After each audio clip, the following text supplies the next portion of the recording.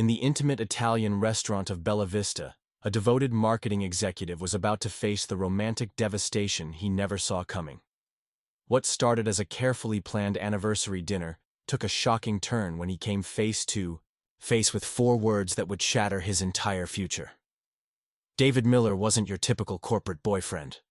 For 5 years, he had spent his life building the perfect relationship through meticulous planning and unwavering devotion, known for his patient understanding and the kind of steady reliability that made everyone believe he'd found his forever person. When he encountered Emma's request for space, delivered with tears and trembling hands, he had no idea he was walking into a betrayal that had been months in the making. David's desperate attempts to save their relationship would lead to devastating discoveries, family revelations, and the crushing realization that love isn't always enough. What began as anniversary celebration would become a brutal education in the difference between loving someone and truly knowing them. His carefully ordered world would never be the same after one Instagram story revealed that sometimes the person you're planning to marry is already planning their escape. Before we jump back in, tell us where you're tuning in from, and if this story touches you, make sure you're subscribed, because tomorrow, I've saved something extra special for you.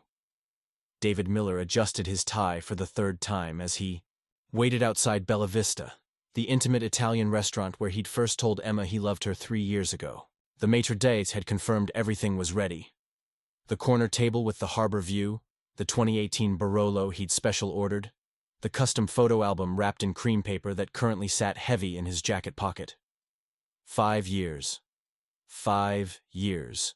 Since that rainy Tuesday when Emma had walked into his marketing firm's lobby, soaked and laughing, asking directions to the photography studio upstairs. Tonight marked their anniversary, but more than that, it was a celebration of everything they'd built together. In 3 months, Emma Rodriguez would become Emma Miller, and David could finally stop feeling like he was waiting for the other shoe to drop. He'd found his person, his partner, his future.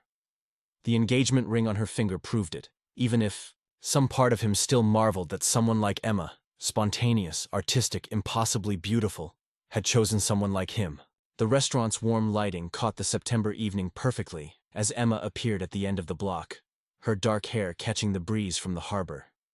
She wore the emerald dress he'd bought her for her birthday, the one that made her eyes look like sea glass. But something in her posture made David's chest tighten. Her shoulders carried a tension he recognized from the weeks leading up to major photography deadlines, when she'd pace their apartment muttering about composition and lighting until he'd gently guide her to bed. "You look incredible," David said as she approached, leaning in to kiss her cheek. Her smile was perfect, the same radiant expression that had graced her headshots, but it didn't quite reach her eyes. "Thank you." Emma's voice carried a distraction that made David wonder if she'd had another difficult conversation with a client. Her freelance photography career had been particularly stressful lately, with 2 wedding shoots canceled and a corporate contract falling through. He'd offered to help with the finances again, but Emma had declined with a sharpness that suggested the topic was closed. Inside, the maitre d' led them to their table with a practiced flourish. David had arranged for a small bouquet of white roses, Emma's favorites, to be waiting, along with a handwritten note he'd labored over during his lunch break. For 5 years of growing together, and a lifetime of adventures ahead. Emma read the note and smiled, but her fingers trembled slightly as she set it aside. "David, it's beautiful. You didn't have to. I wanted to." He reached across the table to cover her hand with his. Her skin was cool despite the restaurant's warmth. 5 years, Em. Can you believe it? She looked out toward the harbor, where sailboats bobbed against their moorings like floating Christmas lights. "It's been quite a journey." David followed her gaze, remembering their first dinner here when Emma had pointed out how the boats looked like wishes set adrift. Tonight, she seemed to be watching them with something closer to longing than wonder. He pushed the observation aside. Wedding stress was normal. James had warned him about it when they'd started planning, how couples could get overwhelmed by the magnitude of the commitment, the weight of forever. The wine arrived, and David made a show of tasting it, though he'd researched the vintage extensively online. Emma barely touched hers, instead focusing on the menu with unusual intensity. She'd been here dozens of times. She always ordered the salmon with risotto. The bruschetta sounds good, she said, though David knew she found tomatoes too acidic. Maybe we should start with that? Of course. He signaled the waiter, adding the salmon to their order without asking. Emma didn't correct him, which somehow felt worse than if she had. As they waited for appetizers, David pulled out the photo album. He'd spent weeks curating it, selecting images that told the story of their relationship. Their first vacation to Martha's Vineyard, the housewarming party for their shared apartment, Emma's gallery opening where 3 of her pieces had sold. Each photo was mounted on acid-free paper, with handwritten captions in his careful script. "I made something for you," he said, sliding the album across the table. "For us, really." Emma's hands stilled on the wrapper. For a moment, something flickered across her face. Panic, maybe, or the look of someone who'd forgotten an important appointment. But then she smiled and began unwrapping it with careful precision, saving the ribbon in a way that reminded David why he loved her attention to detail. The first page showed them at James's 4th of July barbecue 2 years ago, Emma mid-laugh, with barbecue sauce on her chin while David gazed at her with obvious adoration. "Look how young we were," he said, though it had only been 2 years. Emma traced the photo's edge with her fingertip. "We look happy. We were happy. We are happy." David turned the page to reveal their engagement photo, the one Trevor had taken at Golden Gate Park, with Emma's surprise and joy captured in perfect detail. "This was the best day of my life." Emma stared at the photo for a long moment. It. She was looking at the ring with genuine amazement, her free hand pressed to her mouth. David remembered the moment perfectly. How she'd said yes 3 times. How she'd cried and laughed simultaneously. How certain he'd felt that they were meant for this. "David," Emma said quietly, "we need to talk." Something in her tone made David's stomach clench. He closed the album carefully, giving himself time to arrange his expression into something calm and encouraging. "Of course. What's on your mind?" Emma looked around the restaurant as if seeing it for the first time, taking in the couples at neighboring tables, the soft jazz playing in the background, the carefully orchestrated romance that David had spent days planning. When she finally met his eyes, hers were bright with unshed tears. "I've been thinking a lot lately. About us, about the wedding, about everything." She took a shaky breath. "I think I need some space." The words hit David like a physical blow, though he kept his expression carefully neutral. Space, the dreaded relationship word that appeared in advice columns and rom-coms, always preceding disaster. "Space? I don't understand. Did something happen? Did I do something?" "No, you didn't do anything wrong." Emma's voice was barely above a whisper. "That's almost the problem. You're perfect, David. You plan these incredible evenings. You remember every detail. You take care of everything. And I feel like I can't breathe sometimes." David's mind raced through the past few weeks, searching for signs he'd missed. Emma had been quieter lately, spending more time editing photos than usual, declining his suggestions for weekend activities. He'd attributed it to pre-wedding nerves, the natural anxiety that came with major life changes. "Emma, if this is about the wedding, we can postpone. We can change anything you want." His voice sounded strange to his own ears, too controlled, like he was handling a difficult client rather than the woman he loved. "Whatever you need, we can figure it out together." "That's just it," Emma said, tears finally spilling over. "You want to fix everything, plan everything, control everything. And I know you mean well, but I feel like I'm disappearing into what you think our life should be." David stared at her, feeling like the ground was shifting beneath him. This morning, they'd discussed whether to serve chicken or salmon at the reception. She'd seemed fine, normal. Maybe a little tired, but nothing that had raised alarm bells. Now she was talking about disappearing, about needing space, using words that sounded like breakup language disguised as temporary separation. "How long?" he asked, his marketing training kicking in. "Define the parameters, understand the scope, develop a strategy. How much space do you need?" Emma's laugh was hollow. "I don't know, David. That's the point. I don't know anything anymore. The waiter appeared with their appetizers, and both of them stared at the plates as if they'd forgotten what food was for. David's carefully planned evening was disintegrating, but his mind was already working on damage control. Space didn't mean over. It meant time to think, to miss each other, to remember why they'd fallen in love in the first place. "Okay," he said finally, surprising himself with how reasonable he sounded. "If that's what you need, then that's what we'll do. How can I help make this easier for you?" Emma looked at him with something that might have been gratitude or might have been pity. "Thank you for understanding." But David didn't understand. He didn't understand how someone could go from saying yes to spending forever together to needing space in a matter of months. He didn't understand how love could feel suffocating instead of liberating. Most of all, he didn't understand how he'd missed the signs that the woman he'd planned to marry was drowning in their life together. As Emma excused herself to the restroom, David sat alone with the photo album and untouched wine, staring out at the harbor where boats bobbed like wishes set adrift. For the first time in 5 years, he had no plan for what came next. David stared at the photo album's closed cover, Emma's words echoing in his mind like a song stuck on repeat. The restaurant's ambient chatter felt muffled, as if he were hearing it through water. When Emma returned from the restroom, her eyes were red-rimmed but determined, and she'd reapplied her lipstick with the precision of someone preparing for battle. They'd finished dinner in relative silence, making stilted conversation about safe topics: the weather, James's latest wedding planning triumph, a mutual friend's promotion. Emma had picked at her salmon, leaving most of it untouched, while David mechanically consumed his osso buco without tasting it. The evening that was supposed to celebrate their past and future had become a wake for something he couldn't quite name. "I'll stay at Maria's for a while," Emma had said as they waited for the check. "Just until I figure things out."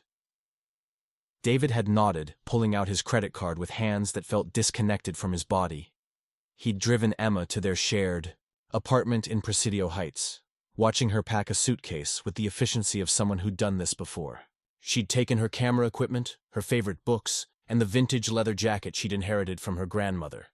The jacket had been a point of connection between them. David's mother had one just like it from the same era. Now, 3 days later, David sat in his corner office at Morrison & Associates, staring at quarterly marketing projections that might as well have been written in Sanskrit. The numbers blurred together as his mind replayed every moment of their anniversary dinner, searching for clues he'd missed, analyzing Emma's body language like footage from a failed campaign. His phone buzzed against his desk. For a moment, his heart leaped. Maybe Emma had realized this was all a mistake. Maybe she missed him as much as he missed her. But the notification was just another work email from his colleague, Jennifer, asking about the Henderson account presentation scheduled for this afternoon. The Henderson presentation. David's stomach dropped as he realized he'd completely forgotten about it.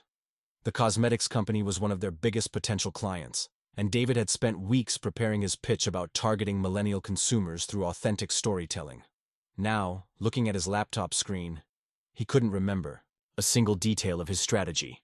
"Miller, you ready for this?" Jennifer appeared in his doorway, tablet in hand and the confident smile of someone about to close a major deal. "The Henderson team just arrived. They're setting up in conference room A." "Right. Henderson, of course." David grabbed his laptop and the presentation folder he'd prepared last week, hoping muscle memory would carry him through. "Let's do this." Conference room A hummed with pre-meeting energy. The Henderson team, 3 women in sharp suits who looked like they'd stepped out of their own advertisements, sat across from Morrison & Associates' senior staff. David took his place at the head of the table, plugging in his laptop with hands that felt clumsy and unfamiliar. "Good afternoon, everyone. Thank you for joining us today." His voice sounded normal, professional, like he was actually present instead of feeling like he was watching someone else's life through a window. "Today, we're going to explore how authentic storytelling can transform your brand's connection with millennial consumers." The presentation began smoothly enough.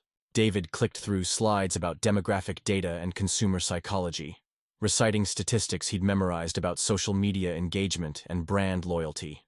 But as he reached the section about authentic relationships and emotional connection, his mind began to wander.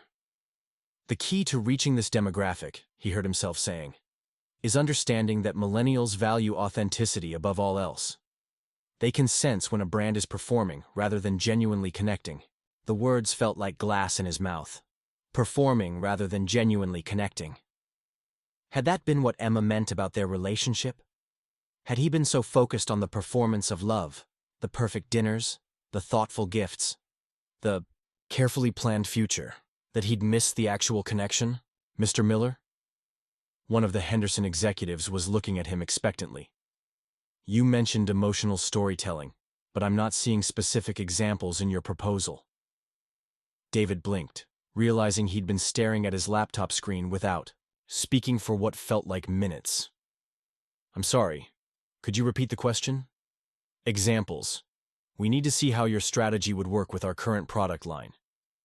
David's mind went completely blank. The presentation he'd rehearsed dozens of times evaporated like morning fog, leaving him standing in front of one of their most important potential clients, with nothing but the sound of his own heartbeat in his ears. Perhaps, Jennifer said, smoothly, stepping forward with her tablet. We could schedule a follow-up meeting where David can present some targeted mock-ups specifically for your brand. We want to make sure we give you our absolute best work. The Henderson team exchanged glances, the kind of look that said they'd already decided this wasn't the agency for them. They gathered their materials with polite efficiency, shaking hands and making non-committal sounds about being in touch soon. After they left, David slumped in his chair while Jennifer closed her tablet with more force than necessary. What the hell was that, David? She asked, her earlier diplomatic smile replaced by frank concern. You looked like you'd never seen a presentation before. I'm sorry. I've got some personal stuff going on. And… Personal stuff? Jennifer's voice rose slightly. David, that was Henderson Cosmetics. Do you know how long I've been cultivating that relationship? How much revenue that contract would have brought in? David nodded miserably. He did know. He also knew that his inability to focus, to perform even the most basic aspects of his job, was just another sign that Emma's request for space had shattered something fundamental in his world. Take the rest of the week, Jennifer said, her tone softening slightly. Whatever's going on, figure it out. But when you come back Monday, I need you to actually be here, okay? David packed his laptop and left the office, ignoring the curious glances from colleagues who'd undoubtedly heard about his presentation disaster. Outside, San Francisco's October afternoon felt crisp and clean, a sharp contrast to the suffocating confusion in his head. He drove home to the apartment he'd shared with Emma for 2 years, the space they'd carefully decorated together with furniture from estate sales and art from her photography friends. Now it felt like a museum of their relationship, filled with artifacts that no longer made sense. Emma's coffee mug still sat in the sink from the morning she'd left. Her reading glasses were folded on the nightstand, next to a romance novel she'd been halfway through. David found himself gravitating toward his laptop, opening social media with the desperate hope of some sign from Emma. Her Facebook hadn't been updated in weeks. She preferred Instagram for its visual focus. He clicked over to her profile, scrolling through photos from recent shoots, behind-the-scenes shots from wedding gigs, artistic close-ups of flowers and architecture, and then he saw it. The Instagram story icon next to Emma's name glowed with a colorful ring indicating new content. David's thumb hovered over it for a moment, some instinct warning him that whatever he was about to see would change everything. But the desperate need to understand, to connect with her somehow, overrode his caution. The first image showed a pristine beach at sunset, waves lapping against white sand, the kind of perfect, untouched coastline that belonged in travel magazines. David felt a stab of confusion. Emma hadn't mentioned going anywhere. The next image showed a glass of wine against the same sunset backdrop, and David's chest began to tighten. The third image made his blood turn to ice. Emma's laugh, captured mid-motion, her head thrown back in genuine delight. But she wasn't alone. A man's hand was visible at the edge of the frame, and David recognized the silver ring. On the index finger, the way the wrist curved, Marcus Williams, Emma's ex-boyfriend, the surf instructor she'd dated for 8 months before they'd met. David's hands shook as he clicked through the rest of the story. Emma in a bikini, the red one he'd bought her for their planned honeymoon, to Santorini, walking along the water's edge. A dinner table set for two on what looked like a hotel balcony, wine glasses catching the last light of day. Emma's profile as she looked out at the ocean, her expression peaceful in a way David hadn't seen in months. The final image was time-stamped just 2 hours ago. Emma and Marcus's hands almost touching across a restaurant table, their faces lit by candlelight. The intimacy of the moment was unmistakable, even without seeing Marcus's face clearly. David stared at his phone screen until the story expired and disappeared, as if it had never existed. But the images were burned into his retinas, each one a small knife twisted in his chest. Space. Emma had asked for space, and less than a week later, she was on a romantic beach vacation with the man she'd dated before him. The careful control David had maintained for 3 days, the professional demeanor, the understanding boyfriend routine, the patient waiting, cracked like ice under pressure. He hurled his phone across the room, watching it bounce off the wall and clatter to the floor. The sound was satisfying in a way that scared him. Emma's photography equipment was still set up in the corner of their bedroom, her laptop open too, editing software she'd been using to touch up photos from a recent wedding shoot. Without thinking, David opened her browser history, scrolling through recent searches, flight deals to San Diego, hotels in La Jolla, Marcus Williams surf instruction. The timeline was devastating in its clarity. While David had been planning their anniversary dinner, researching wines and writing heartfelt notes, Emma had been researching a romantic getaway with her ex-boyfriend. The request to simplify their wedding, the distance during dinner, the tears when she'd asked for space, all of it made horrible sense now. David called Emma's phone, knowing it would go straight to voicemail but needing to hear her voice, even the recorded version. "Hi, you've reached Emma Rodriguez Photography. Please leave a message, and I'll get back to you as soon as possible." The professional cheerfulness in her voice, recorded back when things were normal between them, was almost worse than silence. "Emma, it's me," David said after the beep, his voice hoarse with anger and hurt. "I saw the photos. I know where you are and who you're with. When you're done with your little vacation, we need to talk. We need to figure out what the hell is happening here." He hung up and immediately called back, the words pouring out of him like water from a broken dam. 5 years, Emma. 5 fucking years.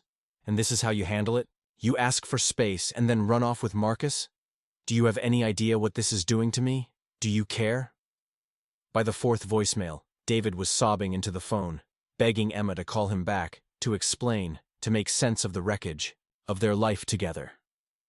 By the 7th, he was angry again, demanding answers, threatening to cancel their wedding vendors, to tell everyone the truth about what she'd done. Finally, exhausted, David collapsed on their couch with the photo album he'd made for their anniversary. He turned through the pages slowly, looking at 5 years of shared experiences through new eyes. Had Emma been faking her smiles in all these photos? Had she been thinking about Marcus when David proposed? How long had she been planning this?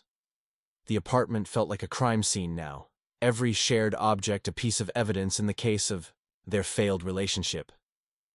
David sat surrounded by the debris of his certainties, understanding for the first time that space hadn't been about thinking or missing each other. It had been about Emma having permission to pursue what she really wanted without the inconvenience of officially breaking up first. As evening settled over San Francisco, David stared out at the city lights and tried to reconcile the Emma he thought he knew with the woman currently posting romantic beach photos with her ex-boyfriend. The woman who'd said yes to marrying him 3 months ago was the same person who'd planned and executed this betrayal with surgical precision. His phone buzzed from where it had landed against the baseboard.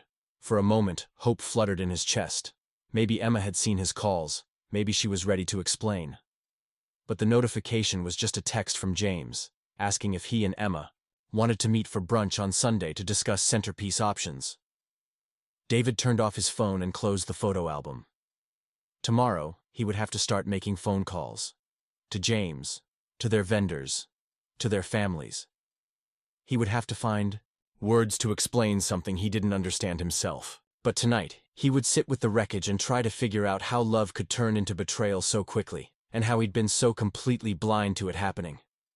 The digital clock on David's dashboard read 2:47 a.m. as he sat outside James's apartment building in the Mission District, the engine of his BMW ticking as it cooled in the October night air. He'd been driving aimlessly for hours, circling through the empty streets of San Francisco like a man searching for something he couldn't name.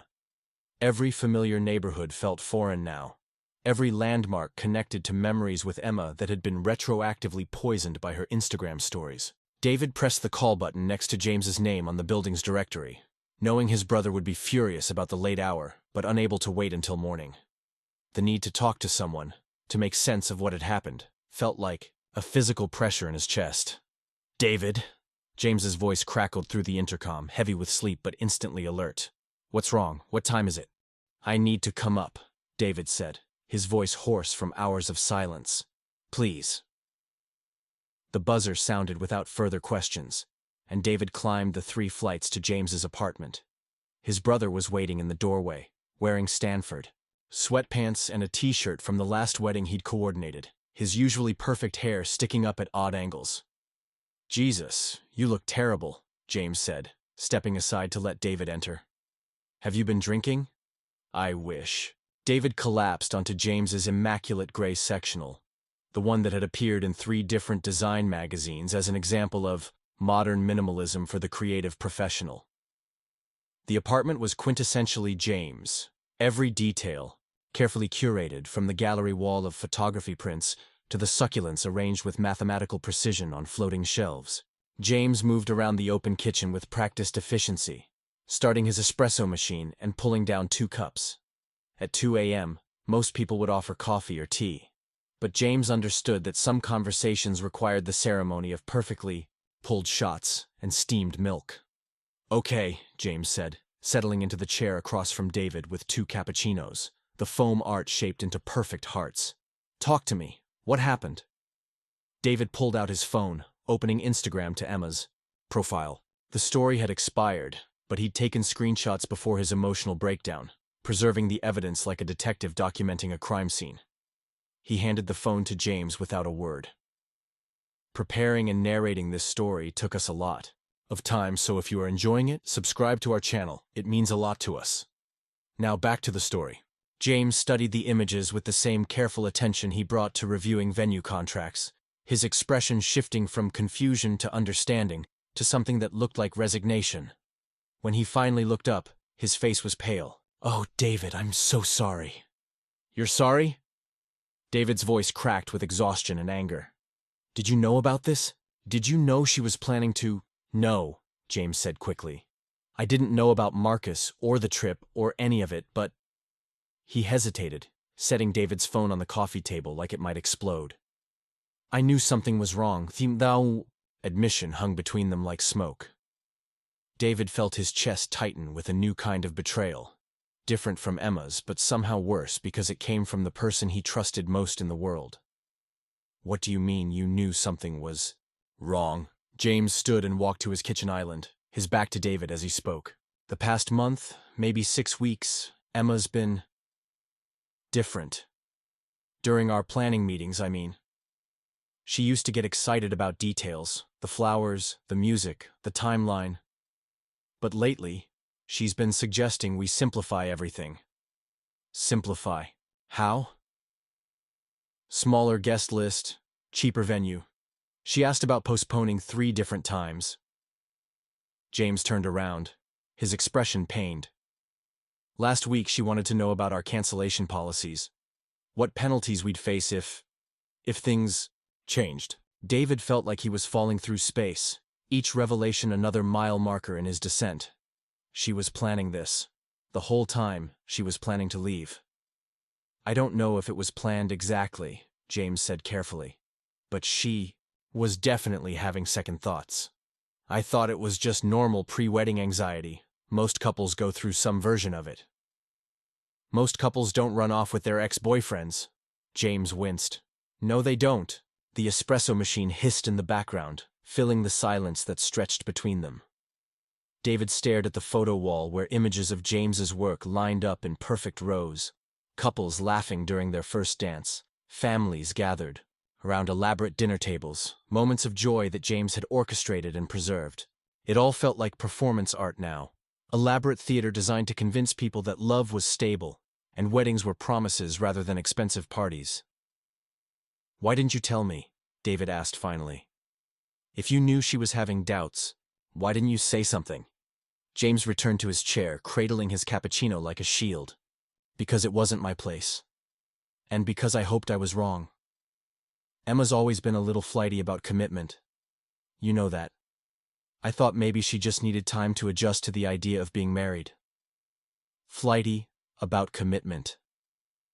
David repeated the words like they were in a foreign language. What does that mean? Come on, David. You've been together 5 years. You know Emma better than anyone. James's voice carried a gentle frustration, like he was explaining something obvious to a child. She breaks up with you every time you take a step forward. Remember when you first said you loved her? She disappeared for a week and wouldn't return your calls. When you moved in together, she suddenly decided she needed to travel for work and took that assignment in Oregon for a month. David remembered both incidents, but he'd reframed them in his mind as Emma's artistic temperament, her need for independence, her fear of moving too fast. He'd been proud of his patience, his willingness to let her set the pace of their relationship. That's different, David said weakly. This is different. Is it? James leaned forward, his expression serious. David, I love you. And I love planning weddings. But I've been watching Emma get more and more anxious as we get closer to the date. She stopped contributing ideas. She stopped asking questions.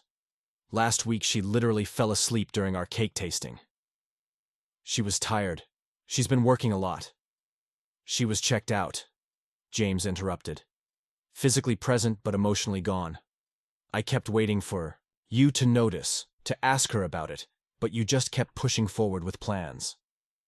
The words hit David like physical blows, each one confirming fears he'd been suppressing for weeks. He'd noticed Emma's distance, her lack of enthusiasm, her suggestion that they keep things simple.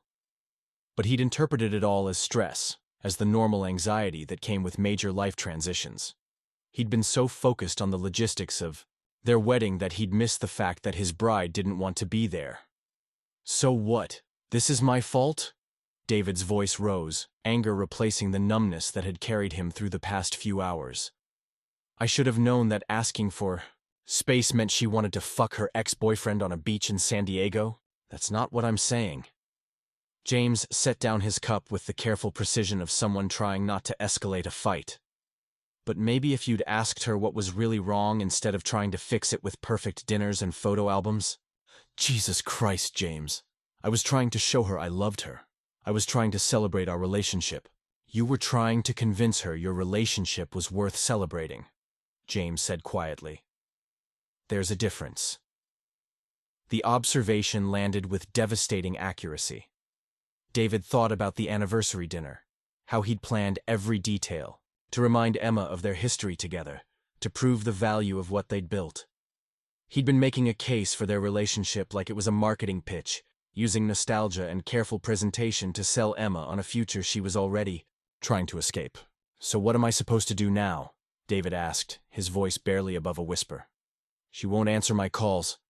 She's posting pictures of herself with Marcus like I never existed. Our wedding is in 3 months, and I don't even know if she's planning to come back. James was quiet for a long moment, studying David with the same careful assessment he usually reserved for difficult clients. Do you want her to come back? The question caught David off guard. Of course he wanted Emma back. She was his fiancée, his partner, the woman he'd planned to spend his life with. But as he tried to form the words, something else rose up. A memory of Emma picking at her dinner 3 nights ago. Of the way she'd looked at their engagement photo like it belonged to someone else. I want to understand, David said finally. I want to know how someone goes from saying yes to marriage to running away with their ex in a matter of months. I want to know if any of it was real. Maybe that's where you start, James suggested. Instead of trying to get her back, maybe you figure out what went wrong. Really wrong. Not just the surface stuff. David nodded, though the idea of excavating the failure of his relationship felt like volunteering for surgery without anesthesia. But James was right. Before he could decide what to fight for, he needed to understand what he was fighting against. I should probably cancel the vendors, David said, the practical reality of the situation beginning to sink in. The caterer, the florist, the band. God, your fee. Don't worry about my fee, James said quickly. And don't cancel anything yet. Give it a week. See if Emma comes back, see if you can actually talk to her. And if she doesn't? James shrugged with the resigned practicality of someone who'd seen engagements fall apart before. Then we'll figure out the logistics. But David, honestly, maybe you should talk to someone else first. Someone who knows Emma differently than I do. Like who? Sarah's been your friend longer than anyone, and she's never been shy about sharing her opinions about Emma. David winced, remembering Sarah's careful questions about Emma over the years. Her subtle suggestions that David was doing more emotional work in the relationship than he was receiving. He'd dismissed her concerns as the cynicism of someone who'd gone through a bitter divorce. But maybe Sarah had been seeing things he'd been too close to notice. Sarah thinks Emma's wrong for me, David said. Sarah thinks you're too good for Emma, James corrected. There's a difference. As dawn began to lighten the sky outside James's windows, David felt the exhaustion of the past 3 days settling into his bones. He'd driven to his brother's apartment looking for comfort, for someone to tell him that Emma's betrayal was inexplicable and cruel and entirely her fault. Instead, James had forced him to confront the possibility that their relationship's problems went deeper than Marcus Williams and Instagram stories and requests for space. I should go, David said, standing from the couch with effort. Let you get some sleep. You can stay here if you want, James offered. The couch pulls out, and you look like you haven't slept in days. David considered the offer, but the thought of staying in James's perfect apartment, surrounded by evidence of successful relationships he'd helped create, felt unbearable. He needed to go home, to sit with his confusion and anger in the space he'd shared with Emma, to begin the process of understanding how love could transform into betrayal so completely. Thanks, but I need to think. And I should probably call Sarah. James walked him to the door, pulling David into a hug that reminded them both of their childhood, when James had been the little brother who looked up to David's steady competence and careful planning. It's going to be okay, James said.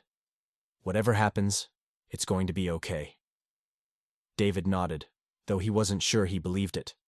As he drove home through the empty streets of San Francisco, watching the city wake up around him, he tried to imagine a version of okay that didn't include Emma. For 5 years, his identity had been built around being her partner, her provider, her patient and understanding fiancé. Without that role, he wasn't sure who he was supposed to be. But James was right about one thing. Before he could figure out his future, he needed to understand his past. And that meant having some very difficult conversations with people who'd been watching his relationship fail long before he'd been willing to see it himself.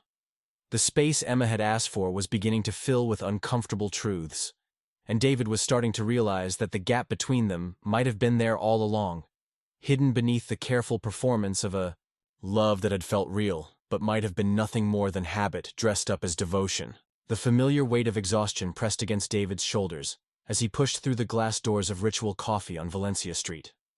The Monday morning crowd was already 3 deep at the counter, a mixture of tech workers clutching laptops and neighborhood regulars who treated their morning espresso like a religious ceremony. David spotted Sarah Johnson in their usual corner booth, her auburn hair pulled back in the severe bun she wore for court appearances, a stack of legal briefs spread across the table like evidence in a case she was building. She looked up as he approached, and her expression immediately shifted from professional focus to concern. You look like hell. Thanks. You always know just what to say.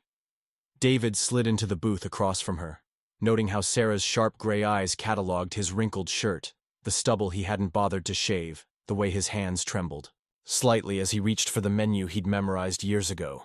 I already ordered for you, Sarah said, closing the file she'd been reviewing and giving him her full attention. Double espresso, no sugar, and one of those almond croissants you pretend not to like but always finish. Her voice carried the brisk efficiency of someone used to cutting through pretense to reach uncomfortable truths. Sarah, before you say anything, she interrupted, I want you to know that I've been expecting this conversation for about 2 years. The only surprise is that it took this long. David felt something twist in his chest, a combination of relief and dread. Relief that someone had seen what he'd been blind to, dread about what that meant for his ability to judge reality. James said you've had opinions about Emma. James is diplomatic. I have facts. Sarah leaned back in the booth, studying David with the same intensity she brought to cross-examining witnesses. Emma Rodriguez is beautiful, charming, and completely wrong for you. She's also been setting up escape routes from your relationship since the day you met her. The barista appeared with their order, setting down David's double espresso and Sarah's cortado with the kind of careful precision that suggested they'd been watching the tension at the table. David wrapped his hands around the small cup, using the warmth to anchor himself as Sarah's words settled like stones in his stomach. Escape routes, David repeated. What does that mean? It means she's never fully committed to you, David. Not really. Sarah pulled out her phone and began scrolling through what looked like notes. Let's start with the basics. In 5 years of dating, how many times has Emma introduced you to her family? David thought back through their relationship, searching for memories of holidays and family gatherings. She's not close to her family. Her dad's military. They moved around a lot. That's not what I asked. Sarah's voice carried the patient insistence of a lawyer who knew exactly where her questions were leading. How many times? Twice, David admitted. Her sister's wedding 2 years ago, and last Christmas when her parents visited. Right. And how many times have you met her college friends? David's chest tightened as he realized where this was going. Emma doesn't keep in touch with college friends. She says she prefers to live in the present. David. Sarah's voice was gentle but firm. Emma has college friends. I've seen their comments on her Instagram posts. I've heard her mention them in conversations. She just doesn't want you to meet them. The observation hit like a physical blow. David thought about Emma's social media presence, the casual comments from people he'd never heard her mention, the way she'd deflect when he asked about her past relationships or friendships. He'd interpreted it as Emma's natural privacy, her artistic temperament that made her prefer intimate connections over large social circles. Why would she hide her friends from me? Because friends ask questions, Sarah said simply. They make observations about relationships. They remember patterns. It's harder to reinvent yourself when people know your history. David's espresso had grown cold while they talked, but he took a sip anyway, buying time to process what Sarah was telling him. The cafe buzzed with Monday morning energy around them. People discussing weekend plans, reviewing work schedules, making the kind of casual conversation that assumed stability and continuity. David envied their certainty. There's more, Sarah continued, her tone suggesting she was just getting started. Let's talk about money.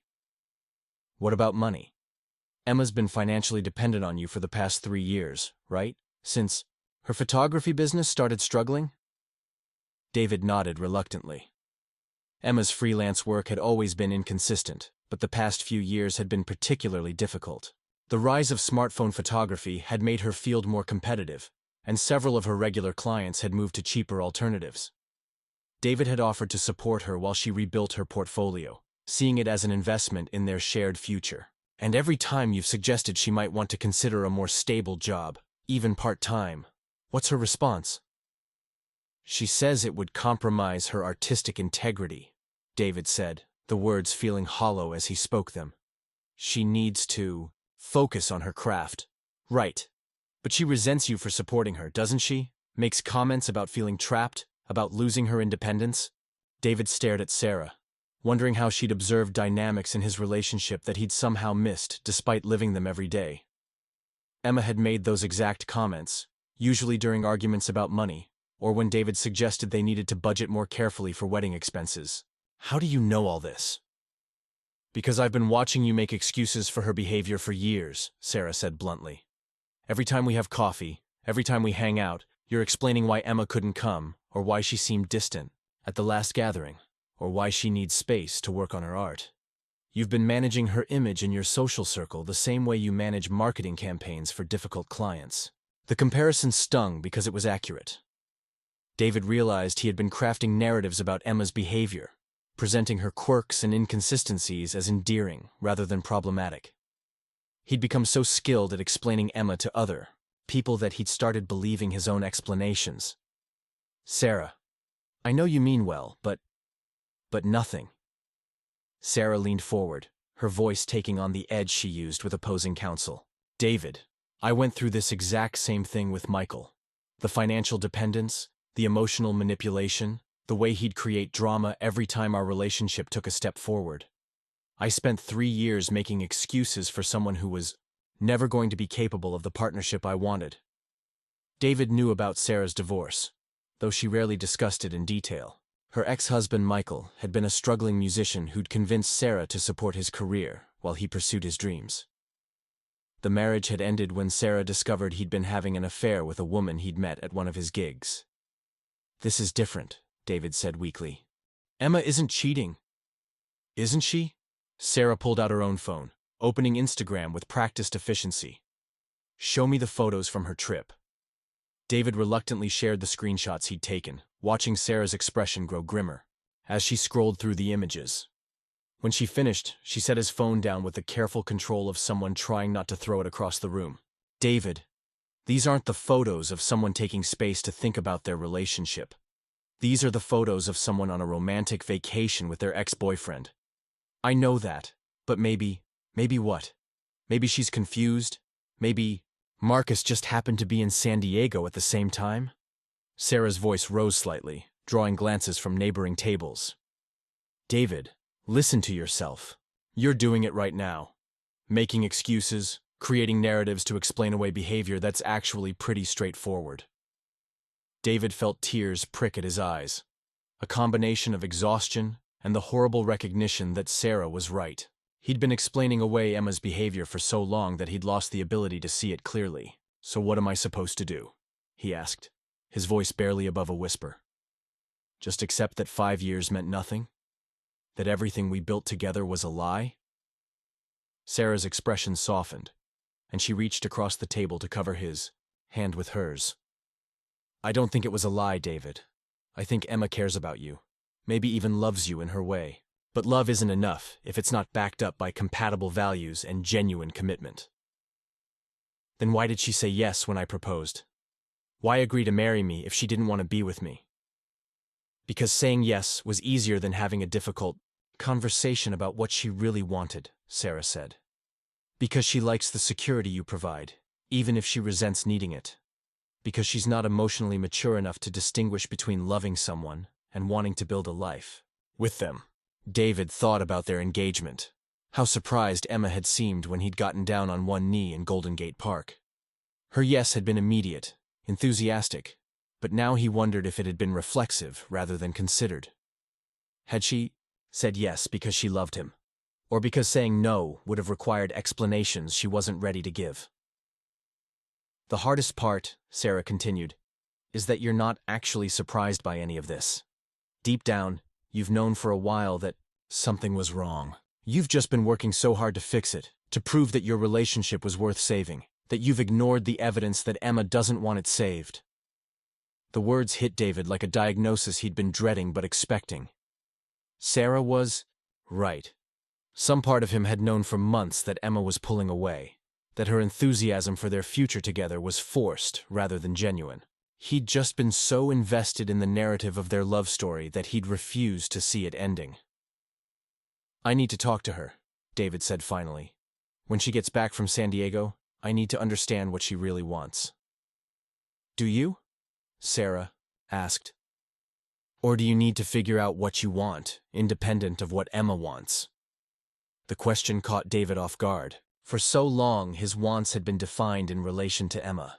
He wanted to make her happy, to support her dreams, to build a life that accommodated her needs and temperament. The idea of wanting something separate from her, something that might be incompatible with their relationship, felt foreign and terrifying. I want our relationship to work, David said, though the words felt increasingly hollow. Why? Sarah's question was simple but devastating. Because you love her?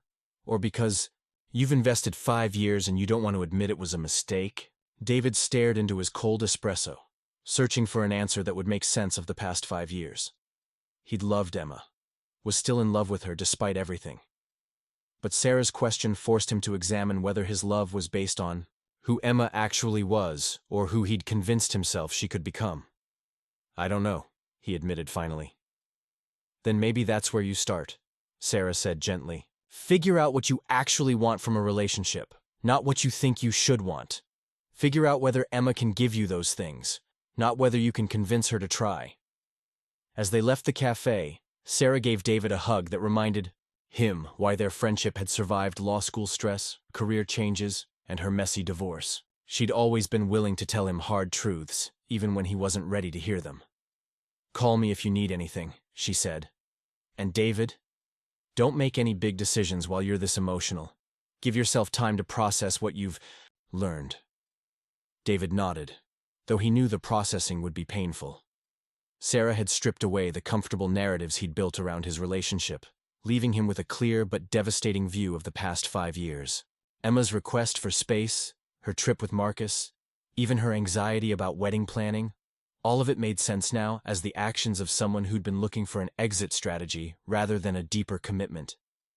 As he drove home through the familiar streets of San Francisco, David tried to imagine his life without Emma, without the constant work of managing her moods and explaining her behavior. For the first time in days, the possibility didn't feel entirely tragic. It felt instead like the first deep breath after holding his breath for 5 years. David sat in his car outside Dolores Park for 20 minutes before working up the courage to get out. Through the windshield, he could see Maria Santos pushing her 2-year-old daughter on the swing set, her scrubs traded for jeans and a Stanford sweatshirt that had probably belonged to her husband. The afternoon sun caught the highlights in her dark hair, and for a moment, David was struck by how much she resembled Emma. The same bone structure, the same graceful movements, but with a groundedness that Emma had never possessed. Calling. Maria had felt like crossing a line, like acknowledging that his relationship with Emma had become a crisis requiring outside intervention. But after his conversation with Sarah, David needed to understand Emma's perspective from someone who loved her unconditionally, but might be willing to speak honestly about her patterns. Maria looked up as David approached the playground, her expression shifting from surprise to something that might have been relief. She lifted Sophia from the swing with practiced efficiency, settling the toddler on her hip as David drew closer. "David." Maria's voice carried the warm professionalism of someone used to dealing with worried families in hospital waiting rooms. "Thank you for calling. I've been wondering when we'd have this conversation." "You've been expecting it?" "Emma's my sister. I know her patterns." Maria gestured toward a bench overlooking the park's sprawling lawn, where families were spread, out on blankets enjoying the October sunshine. "And I've been worried about both of you for a while." They settled on the bench while Sophia explored the grass around their feet, her chubby hands grabbing at dandelions with the focused intensity that only toddlers could muster. David watched the little girl and tried to imagine Emma in this role. Patient, attentive, present in the moment rather than always looking toward the next horizon. "Emma told me she asked for space," Maria said carefully, "but she didn't mention the trip to San Diego." "You didn't know about Marcus?" Maria's sigh was answer enough. "I knew she'd been talking to him. She mentioned getting a message from him a few weeks ago. Something about his own breakup. I told her it was a bad idea to respond." David felt a fresh wave of betrayal wash over him. Emma had been in contact with Marcus for weeks, planning this trip while David had been obliviously organizing anniversary dinners and wedding preparations. The premeditation of it somehow made everything worse. "Did she tell you why she needed space?" David asked, trying to keep his voice neutral. Sophia had wandered closer to their bench, and Maria lifted her onto her lap with the unconscious ease of practiced motherhood. She said she was feeling overwhelmed by the wedding planning, that everything was moving too fast, and she needed time to think. Maria paused, stroking Sophia's hair with gentle repetition. "But David, that's what Emma always says when she's scared of commitment. She's done this before. Before. With Marcus, actually. And with the guy before him, Jake. Every time a relationship gets serious, Emma creates a crisis that gives her permission to run away." Maria's voice carried the exhaustion of someone who'd been cleaning up the same mess for years. "She doesn't mean to hurt people. She doesn't know how to stay when things get real." David thought about Sarah's observations, about Emma's pattern of pulling away whenever their relationship took a step forward. The pieces were forming a picture he didn't want to see, but couldn't ignore. Why does she do it? Maria was quiet, for a long moment, watching Sophia play with the zipper on her jacket. When she finally spoke, her voice was soft but clear. Our dad was career military. We moved every 2 years until Emma was 16. She never learned how to form lasting attachments because every relationship in her life was temporary by design. The explanation felt too simple, too neat. David had known about Emma's military childhood, but she'd always presented it as an adventure, a source of independence and adaptability rather than trauma. That doesn't excuse what she's doing, David said. No, it doesn't, Maria agreed quickly. I'm not making excuses for Emma. I'm trying to help you understand why she makes the choices she does, so you can decide what that means for your future. Sophia had discovered a stick and was examining it with scientific intensity. Maria watched, her daughter with the kind of patient attention that David had never seen Emma demonstrate for anything except her photography. Emma's terrified of being trapped, Maria continued, but she's also terrified of being alone. So she creates these impossible situations where she can have the security of a relationship without the commitment. She keeps backup plans. Like Marcus. Like her insistence on keeping her own bank account even though you've been supporting her. Like the way she's never fully moved into your apartment. Half her stuff is still in storage. Maria turned to look at David directly. She's been planning escape routes since the day you met her. The observation stung because it was accurate in ways David had never allowed himself to examine. Emma had maintained a kind of emotional distance even in their most intimate moments, always holding something back, always keeping one foot out the door. But she said yes when I proposed, David said, grasping for evidence that Emma's feelings had been real. She seemed happy. She was happy. In that moment, she genuinely wanted what you were offering. Maria's voice was gentle but firm. Emma isn't manipulative in the way you might think. She's not calculating or cruel. She lives in moments rather than thinking about consequences. David remembered Emma's surprise when he'd proposed, how she'd said yes immediately, almost reflexively. He'd interpreted it as spontaneous, joy. But now he wondered if it had been more like panic. Emma agreeing to something she wanted in theory without considering what it would mean in practice. So, what happens now? David asked. Does she come back and pretend this never happened? Do we postpone the wedding until she's ready to commit?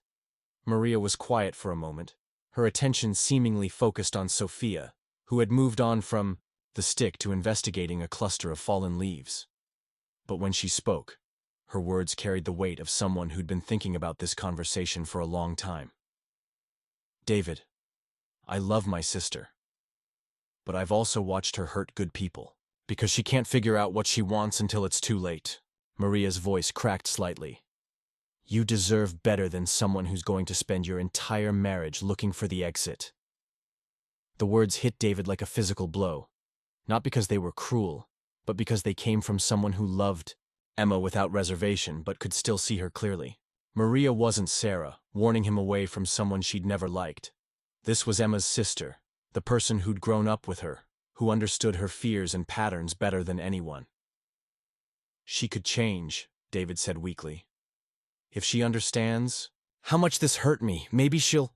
Maybe, Maria interrupted gently. But David, change has to come from inside.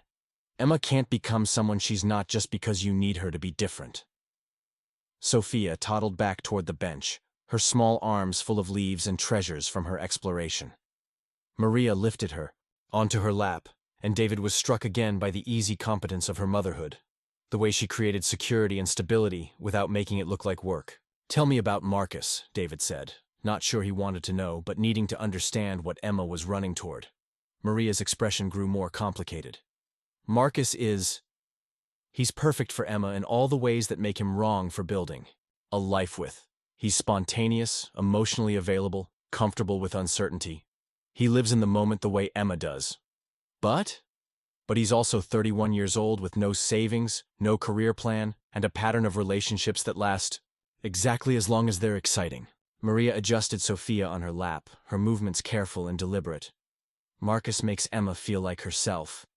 You make her feel like she should be someone better. The observation was devastating in its clarity.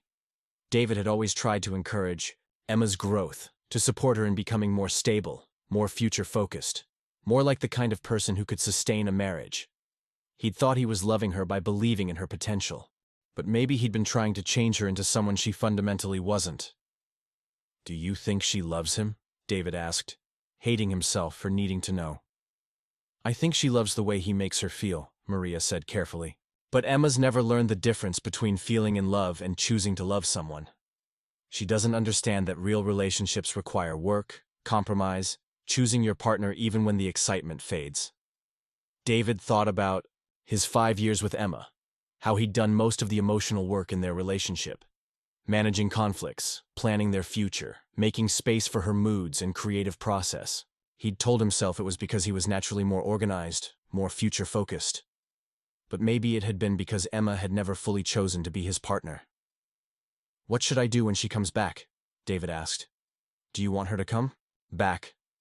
The question caught David off guard. The same one Sarah had asked, but somehow more piercing coming from Emma's sister. Did he want Emma back? Or did he want the idea of Emma back?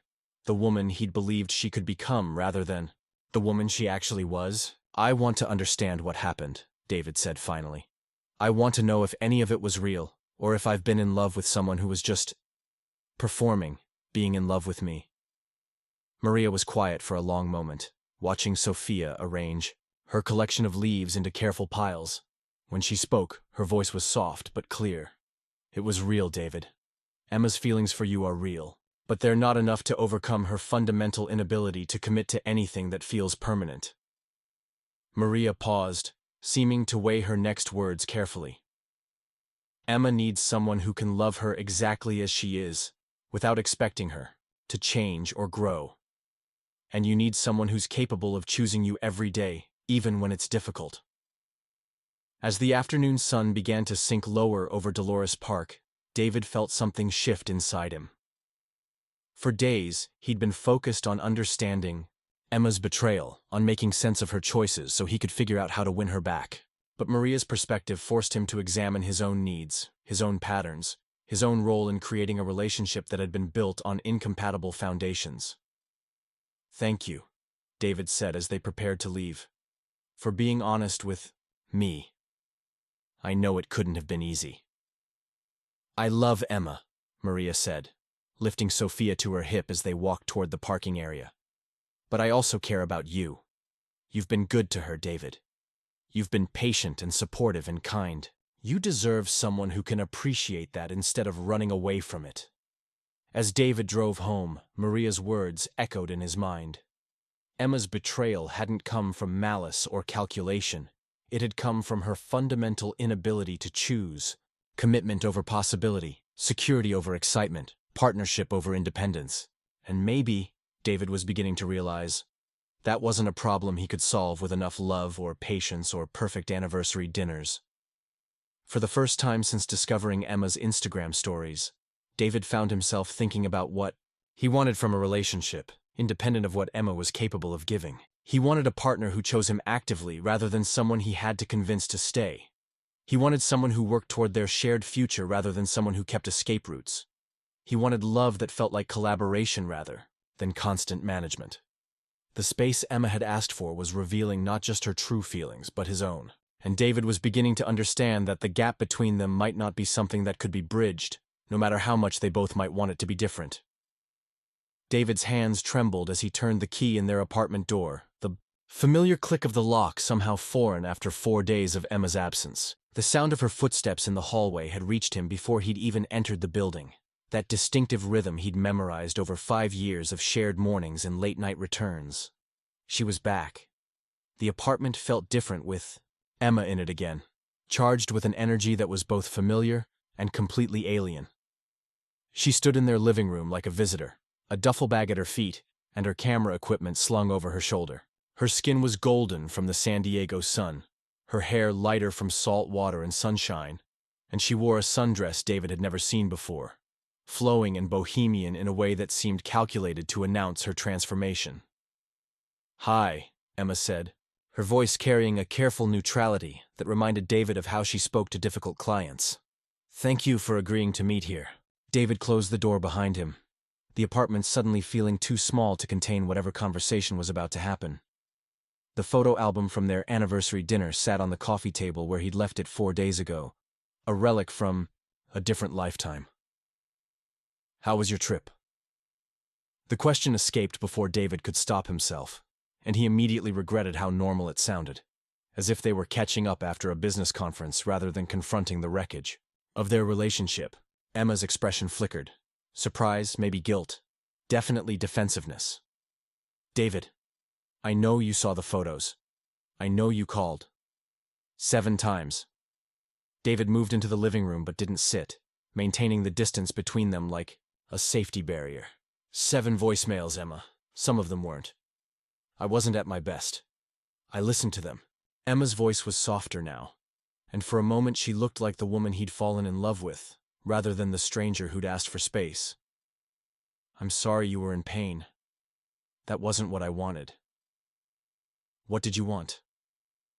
The question came, out sharper than David intended. 5 days of confusion and betrayal compressed into 4 words. Emma moved to the window overlooking the street, her profile silhouetted against the afternoon light.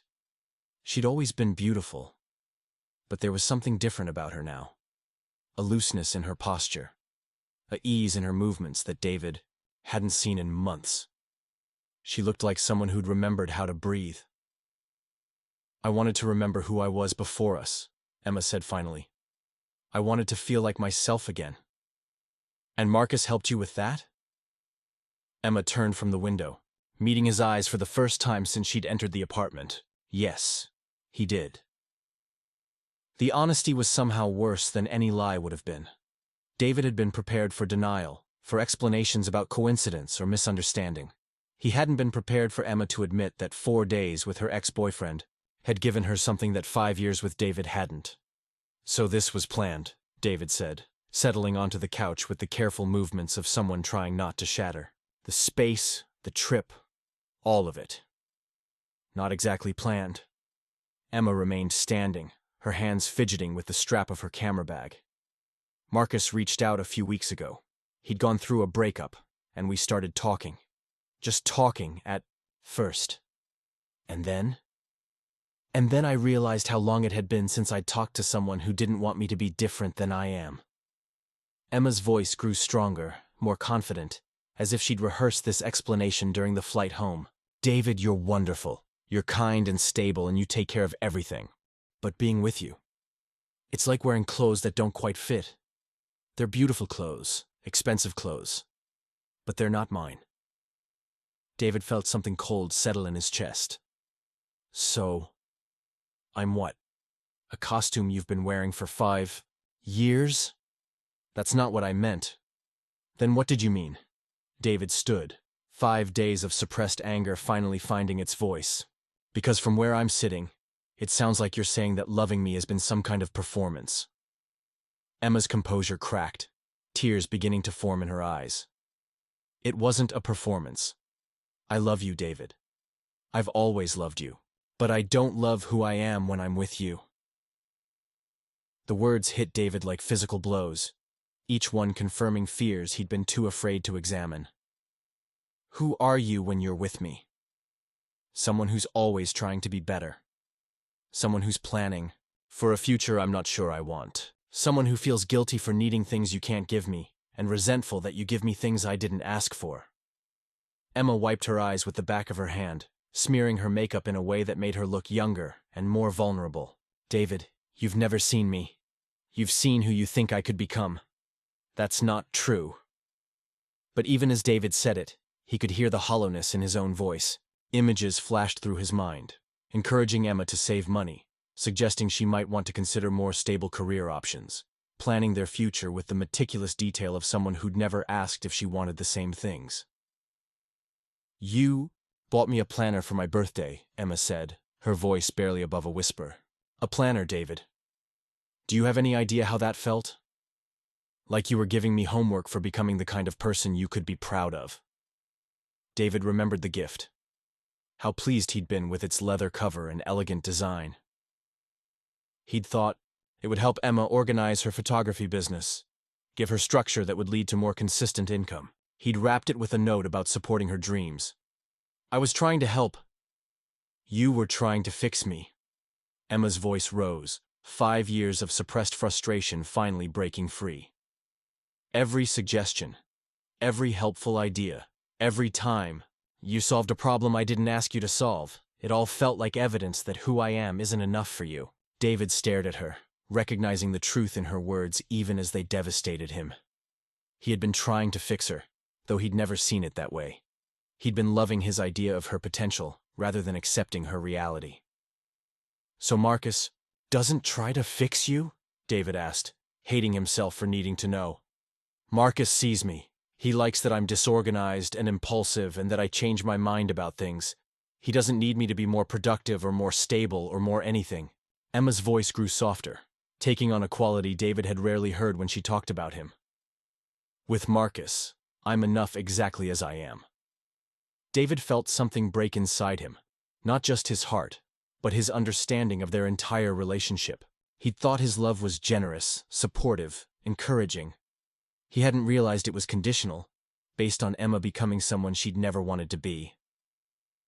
But Marcus can't give you stability, David said, grasping for some argument that would make sense of his pain. He can't give you security or a future or… Maybe I don't want those things. Emma's interruption was gentle, but firm. Maybe the life you're planning is your dream, not mine. The words hung between them like smoke from a fire David was only now realizing he'd started. For 5 years, he'd been building their future according to his vision of what happiness looked like. Financial security, careful planning, steady progression toward traditional milestones. He'd never asked Emma what her version of happiness might be. Then why did you say yes when I proposed? David asked, his voice cracking with exhaustion and confusion. Why agree to marry me if you didn't want the life we were planning? Emma was quiet for a long moment, her gaze fixed on the engagement ring that still circled her finger like evidence of a crime. When she finally spoke, her voice was barely audible. Because I wanted to want it. Because you're the kind of man I thought I should love. Because saying no would have meant admitting that there was something wrong with me for not being grateful for everything you were offering. David sank back onto the couch, the weight of Emma's words settling into his bones. She hadn't said yes because she wanted to marry him. She'd said yes because she thought she should want to marry him. The distinction was devastating in its clarity. So what happens now? David asked, though he was beginning to understand that the answer had been determined before Emma ever stepped foot on that plane to San Diego.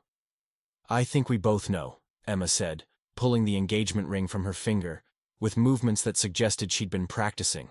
She set it on the coffee table next to the photo album, 2 artifacts from a relationship that had never been as real as they'd both pretended. You're choosing him.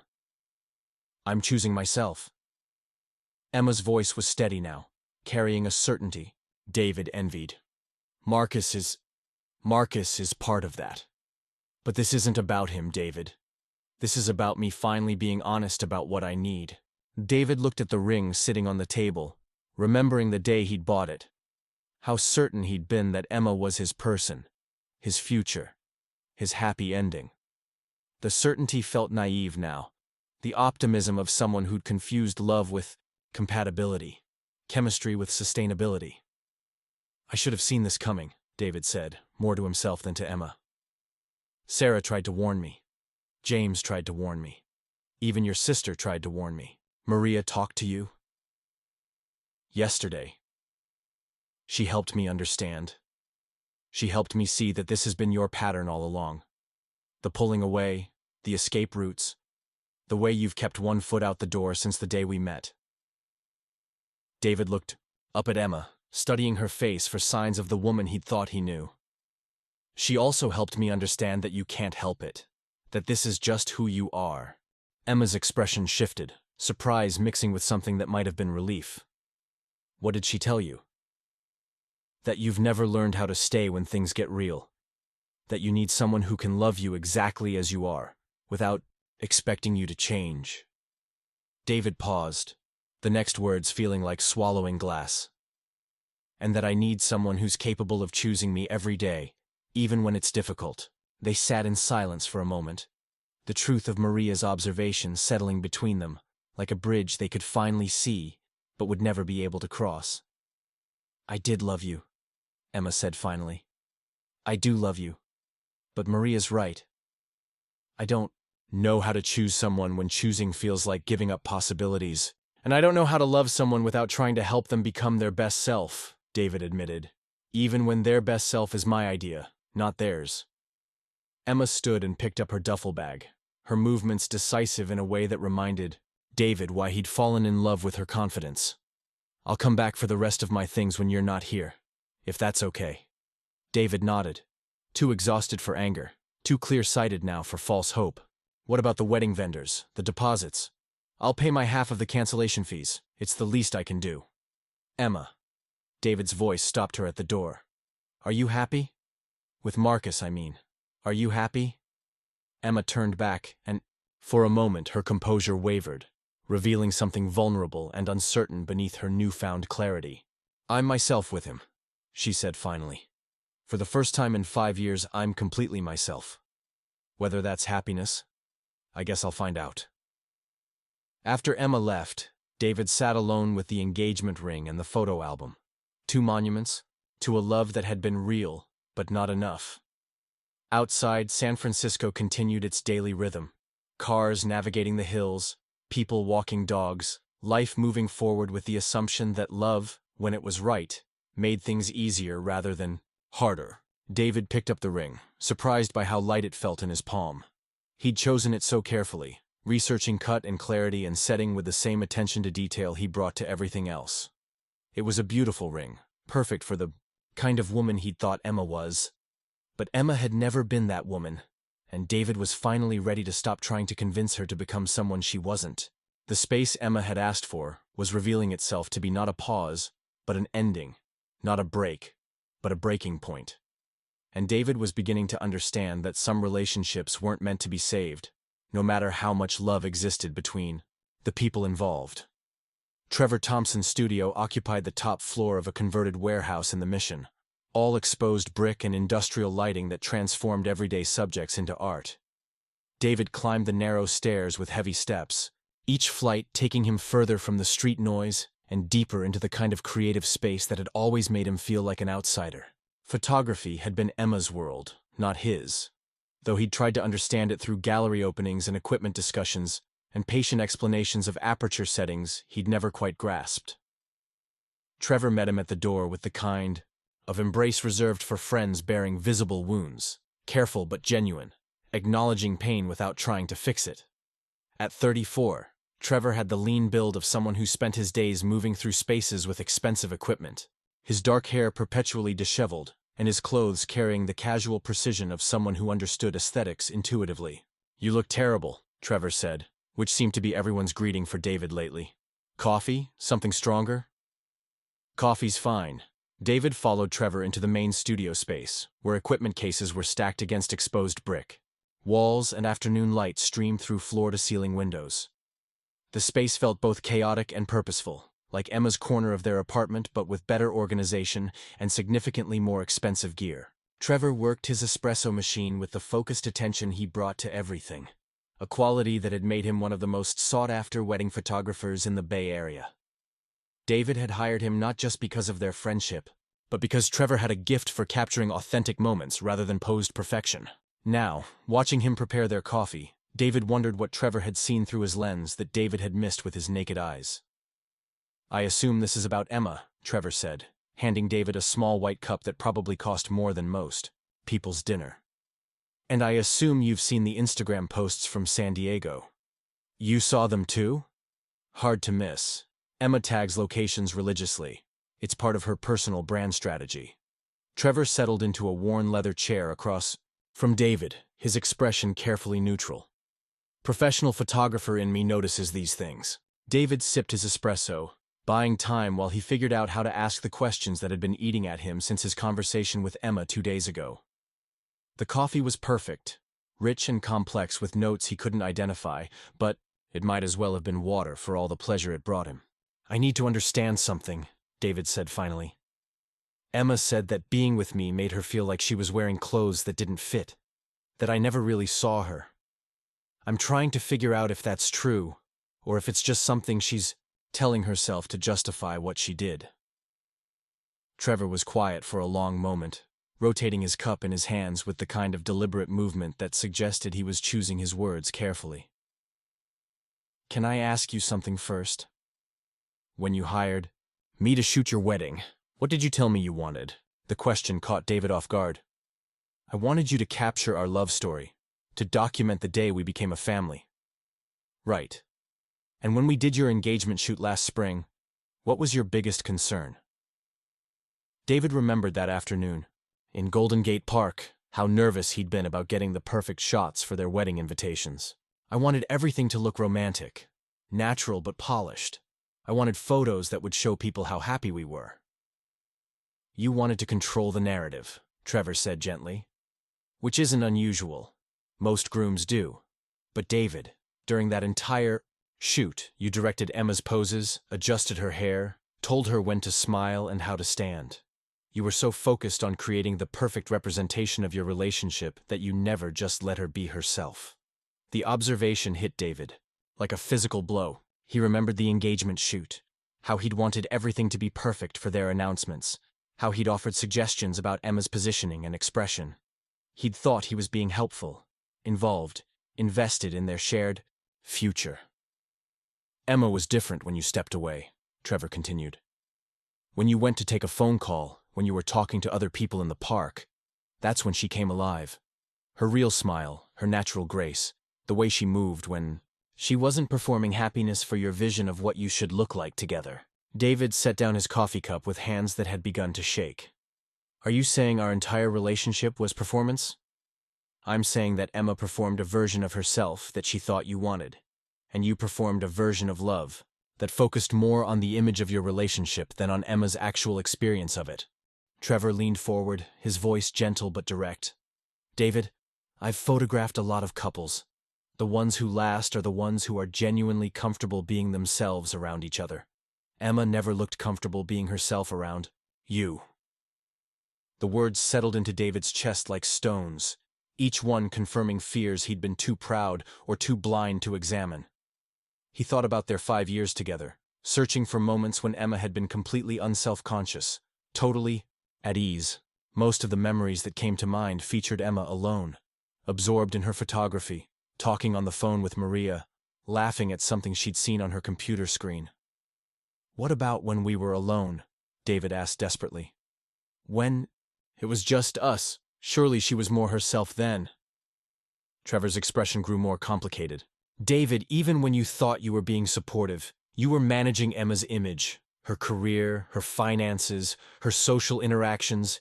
You had opinions about all of it. Helpful opinions, loving opinions, but opinions that suggested the Emma you fell in love with needed improvement.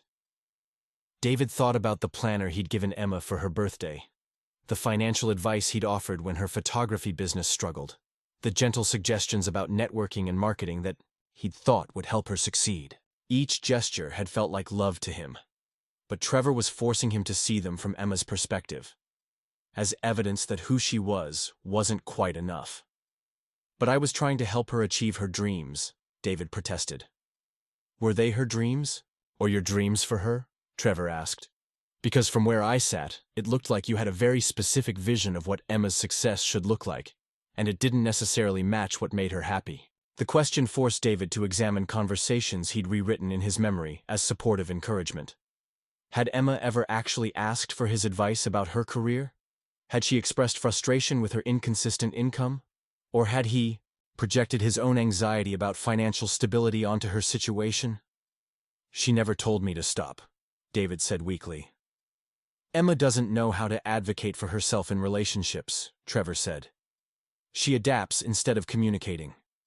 She becomes who she thinks people want her to be, and then resents them for not seeing through the performance. David remembered Sarah's observations about Emma's financial dependence and emotional distance, Maria's insights about her pattern of escape routes and self-sabotage. Everyone had seen what David had been too close to notice, that Emma had been slowly disappearing into his vision of who she should be. So Marcus just lets her be herself? David asked, hating how bitter he sounded. Marcus doesn't have expectations, Trevor said carefully. He doesn't try to improve her or help her grow or encourage her to be more than she is. He just enjoys her company. For Emma, that probably feels like the first authentic relationship she's had in years. David thought about Emma's transformation. During their final conversation, how confident and clear she'd seemed when talking about her time in San Diego. She'd looked like someone who'd remembered how to breathe, and David was beginning to understand that she'd been holding her breath throughout their entire relationship. "Are you saying I'm controlling?" David asked, though he was beginning to fear he already knew the answer. "I'm saying you're someone who loves through improvement rather than acceptance," Trevor said. "And Emma is someone who needs to be loved exactly as she is, flaws and inconsistencies and all. You're not wrong for wanting growth and stability, but you chose the wrong person to want those things from." The observation was devastating in its clarity. David had spent 5 years trying to love Emma into becoming someone she wasn't, while she'd spent 5 years trying to become someone she couldn't be. Neither of them had been wrong exactly, but they'd been fundamentally incompatible in ways that no amount of effort could overcome. "I should cancel the wedding contract," David said, the practical reality beginning to sink in. "Save us both the expense and embarrassment." "Already done," Trevor said gently. "I canceled yesterday. After Emma called me, she said you two had ended things, and she wanted to make sure I didn't hold the date for someone who might need it." David felt another small shock of betrayal. Emma making decisions about their shared obligations without consulting him. But the feeling was quickly replaced by something that might have been relief.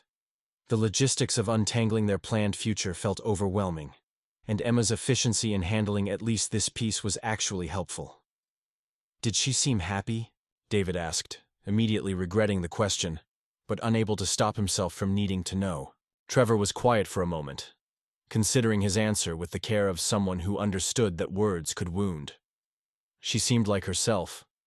More herself than I'd seen her in a long time. Whether that's happiness? I think that's something she's still figuring out." David nodded, recognizing the truth in Trevor's observation.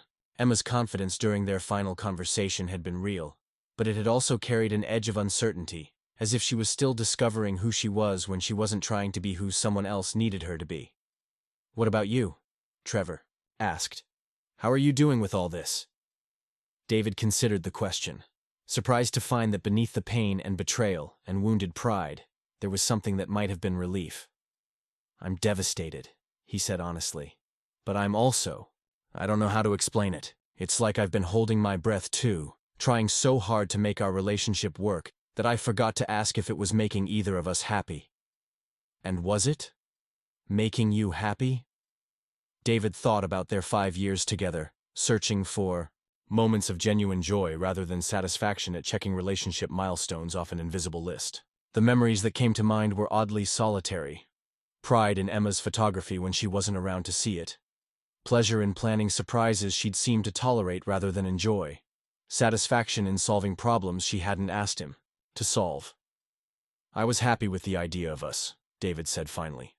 "I was happy with the story I told myself about our relationship.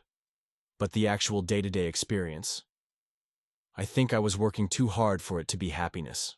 Trevor nodded with the understanding of someone who'd seen many relationships through his lens, who'd learned to distinguish between performed happiness and the genuine article. "You know what the best couples have in common? They make each other laugh. Not polite laughter, not appreciative chuckles. They crack each other up. They find each other genuinely amusing and delightful, even when they're doing ordinary things." David tried to remember the last time he and Emma had laughed together, really laughed and came up empty. Their interactions had been careful, considerate, respectful, but not joyful, not effortless, not fun. "Emma laughs with Marcus," David said, the observation carrying less pain than he'd expected. "Emma laughs with Marcus," Trevor agreed. "And you'll find someone who laughs with you. Someone who doesn't need you to be more organized, or more spontaneous, or more anything. Someone who likes you exactly as you are." As David prepared to leave Trevor's studio, he felt something shift inside him, a loosening of the desperate need to understand Emma's betrayal. to make sense of their failure, to find some way to save what they'd built. The relationship was over. Had probably been over for longer than either of them had been willing to admit. But maybe that didn't have to be a tragedy. "Thank you," David said as Trevor walked him to the door. "For being honest. For helping me see things clearly." "That's what friends do," Trevor said. "And David, don't try to stay friends with Emma right away. Give yourself time to grieve what you thought you had before you try to appreciate what you actually had." As David walked back to his car through the mission's late afternoon bustle, he felt lighter than he had in weeks. Not happy exactly, but free in a way he hadn't experienced since he was 27 and single, and unsure about everything except his own capacity to figure things out as he went along. Emma was right. They'd been wearing clothes that didn't fit both of them for 5 years. The space between them had always been there, hidden beneath careful politeness and shared obligations, and the mutual performance of love. Now that the performance was over, David was beginning to remember who he'd been before he'd started trying to be the kind of man Emma needed him to be. The ending of their relationship wasn't just a loss. It was also a liberation.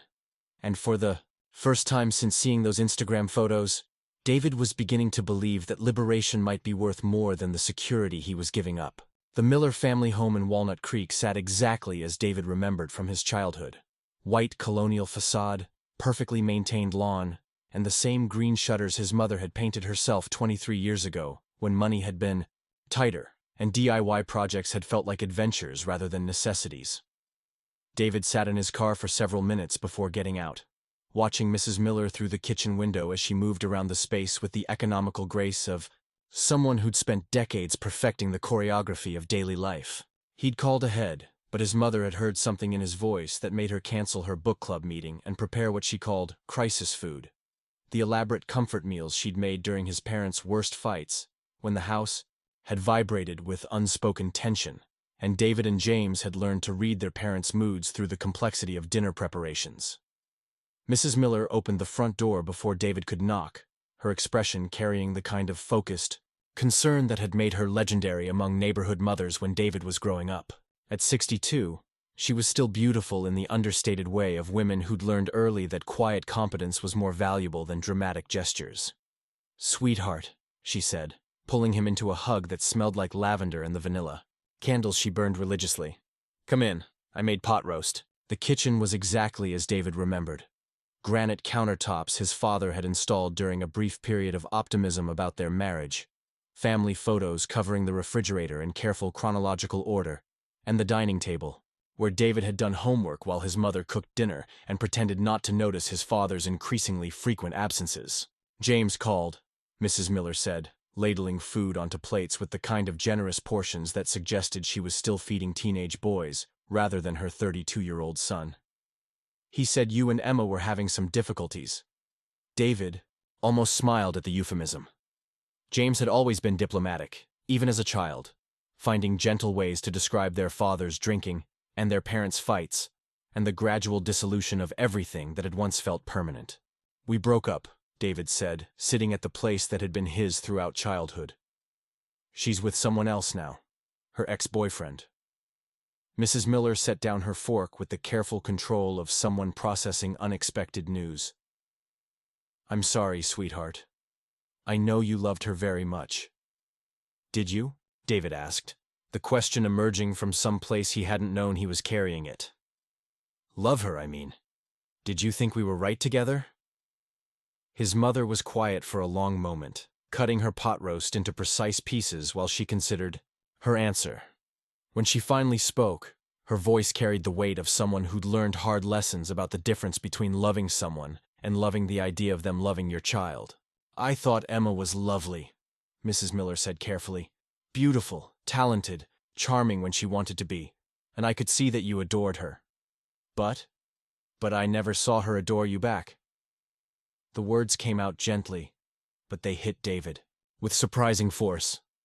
"I watched her at family dinners, at holidays, at your engagement party. She was pleasant, appropriate, perfectly polite. But she never looked at you the way you looked at her." David thought about the engagement party James had thrown for them last spring. How proud he'd been to show off Emma to their extended family. She'd worn the perfect dress, said all the right things, charmed his aunts and impressed his cousins. But his mother was right. Emma had been performing the role of devoted fiancée rather than actually being one. "Why didn't you say anything?" David asked. "Because you wouldn't have listened," Mrs. Miller said with the brutal honesty that only mothers could deploy.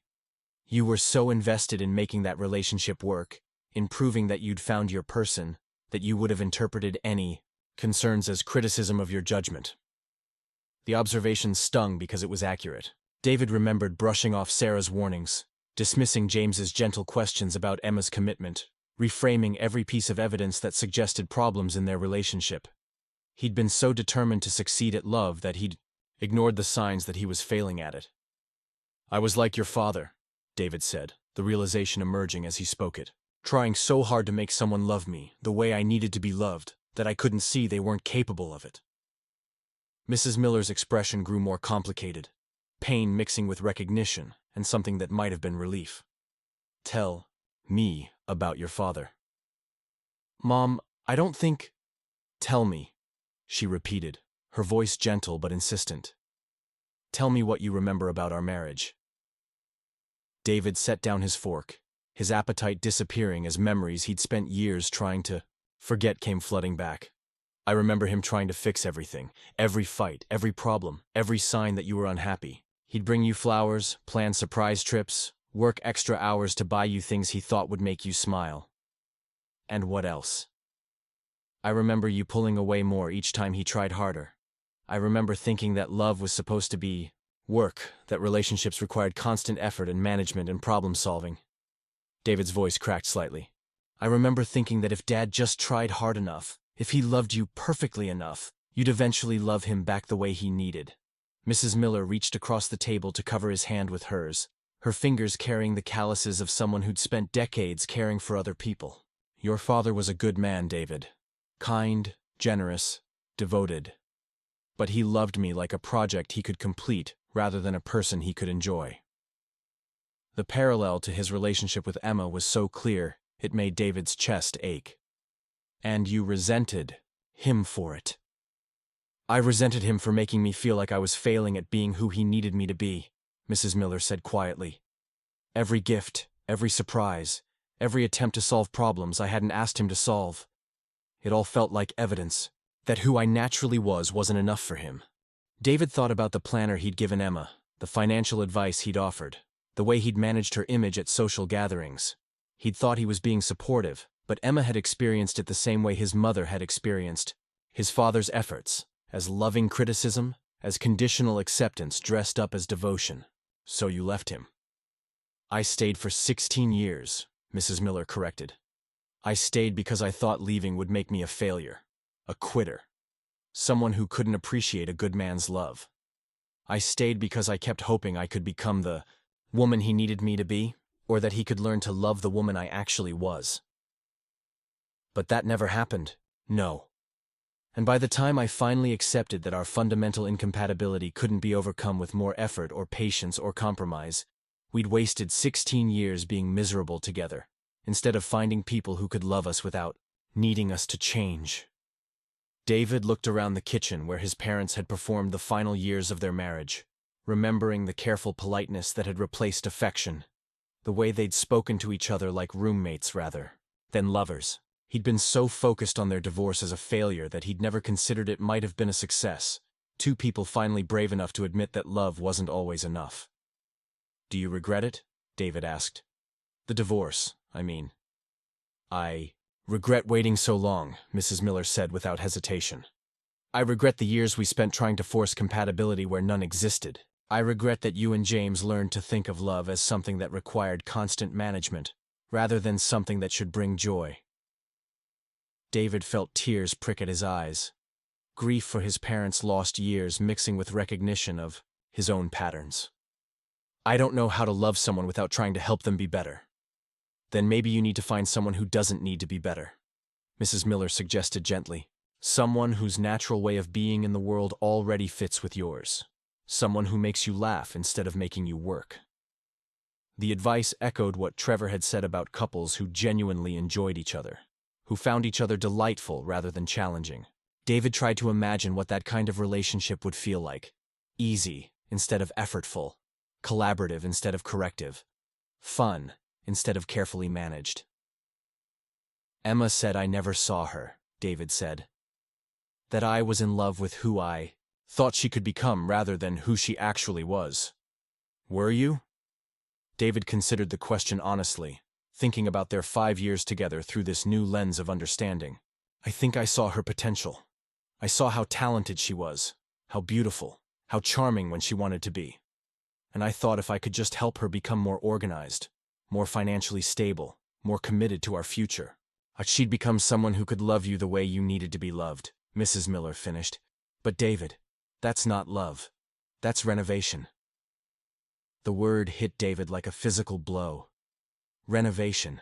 Exactly what his father had tried to do with his mother, what David had unconsciously done with Emma, what he'd mistaken for devotion, but was actually a form of rejection disguised as improvement. How do I not do that again? David asked. How do I learn to love someone without trying to fix them?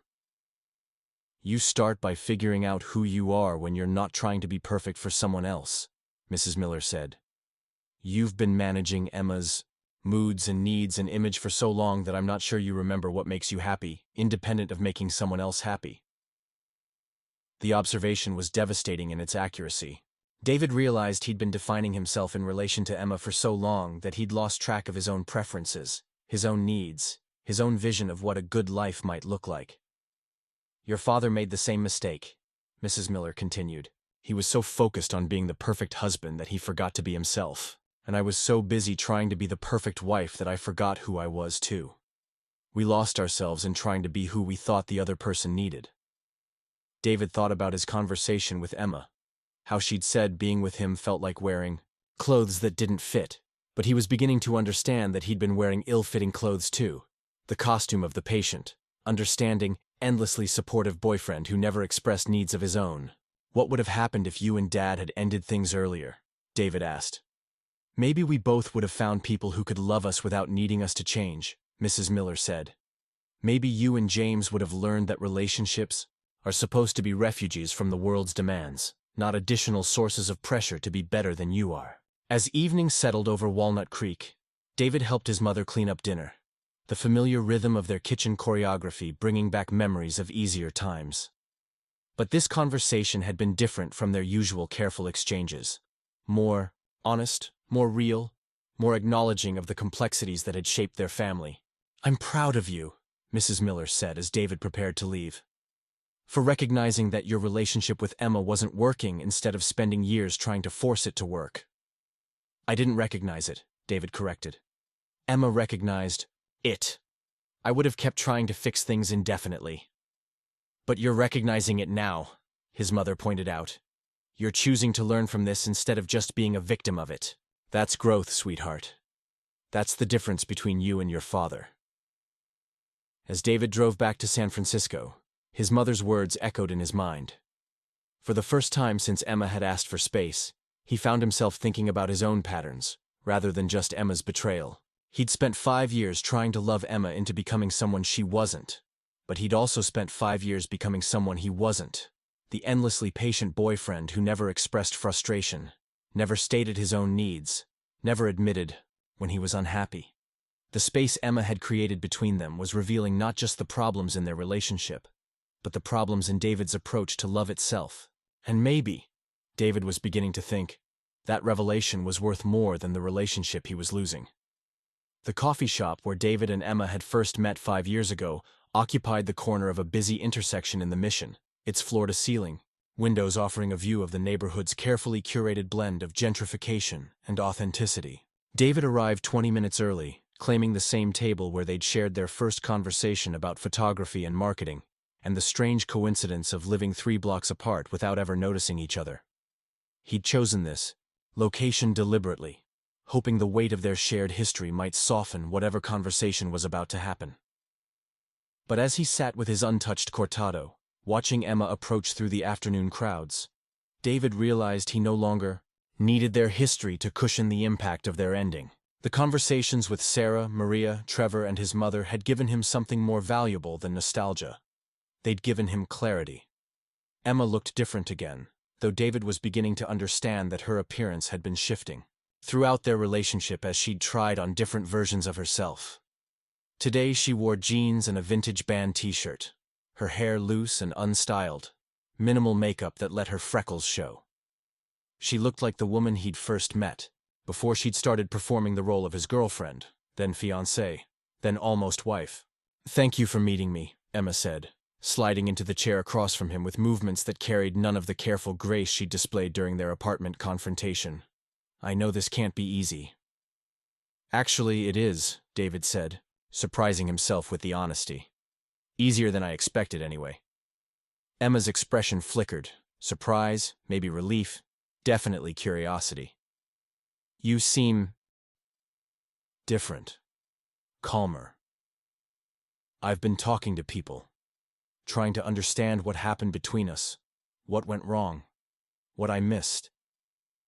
David took a sip of his cortado, buying himself time to find the right words. "I think I understand now." "Understand what?" "That we were never really compatible, that we've both been trying to be people we're not for the past 5 years, and it was making us both miserable." David met Emma's eyes, noting how she looked more alert than she had in months. "I think you were right to end things." Emma stared at him, clearly not expecting this response. "You're not angry anymore?" "I'm angry about the way you ended things," David said honestly. "The Instagram photos, the trip with Marcus, asking for space when what you really wanted was permission to explore other options. That was cowardly, and it hurt me more than a clean break would have." Emma's composure wavered, guilt flickering across her features. "I know, I was scared to have the real conversation, scared to admit that I'd been pretending to want things I didn't actually want. Like marrying me, like the life we were building together." Emma's voice grew softer. "David, you're wonderful. You're everything any reasonable woman should want. But wanting to want something isn't the same as actually wanting it." David nodded, recognizing the truth in her words, even as they stung. "And I was trying to love you into becoming someone you weren't, someone who could want the things I wanted, who could be happy with the life I was planning for us." "You were never mean about it," Emma said quickly. "You were always so patient, so supportive. But every suggestion, every helpful idea, every way you tried to improve my life, it felt like evidence that who I naturally am wasn't enough for you." "Because it wasn't," David admitted, the words feeling like swallowing broken glass. "I mean, it was enough for me to love you, but it wasn't enough for me to accept you. I loved your potential more than your reality." They sat in silence for a moment, the truth of their fundamental incompatibility settling between them like a bridge they could finally see, but would never cross. Around them, the coffee shop hummed with afternoon energy, people working on laptops, friends catching up over lattes, the ordinary intimacies of lives that functioned without constant management. "What happens now?" Emma asked finally. "Now we stop trying to make something work that was never going to work," David said. "We stop blaming ourselves for being who we are, instead of who the other person needed us to be." "And Marcus?" David had been dreading this part of the conversation, but found himself feeling less wounded by it than he'd expected. "Marcus makes you happy in ways I never could. He doesn't need you to be different than you are. That's not a character flaw in me or a betrayal by you. It's just incompatibility." Emma's eyes filled with tears, though David couldn't tell if they were relief or regret. "I did love you, David. I do love you. But I was drowning trying to be the woman you needed me to be. And I was exhausting myself trying to be the man who could make you happy," David replied. "We were both working too hard for something that should have been easier." "Do you think—" Emma hesitated, seeming to weigh her words carefully. "Do you think we could be friends? Eventually, I mean. Not now, but someday." David considered the question, trying to imagine a future where he could see Emma without the weight of their failed expectations, where he could appreciate her for who she was rather than mourning who she hadn't been able to become for him. "Maybe," he said finally, "but not yet. I need time to grieve what I thought we had before I can appreciate what we actually had." Emma nodded, understanding flickering in her expression. "That's fair. That's more than fair." "Emma." David's voice stopped her as she began to gather her things. For what it's worth, I hope Marcus makes you happy. Really happy, not just comfortable or excited. I hope you find whatever it is you're looking for. And I hope you find someone who doesn't need you to be perfect all the time, Emma replied, her voice thick with emotion. Someone who laughs at your dad jokes and doesn't mind that you organize your socks by color and thinks your spreadsheets are charming instead of controlling. Up next, you've got 2 more standout stories right on your screen. If this one hit the mark, you won't want to pass these up. Just click and check them out. And don't forget to subscribe and turn on the notification bell so you don't miss any upload from us.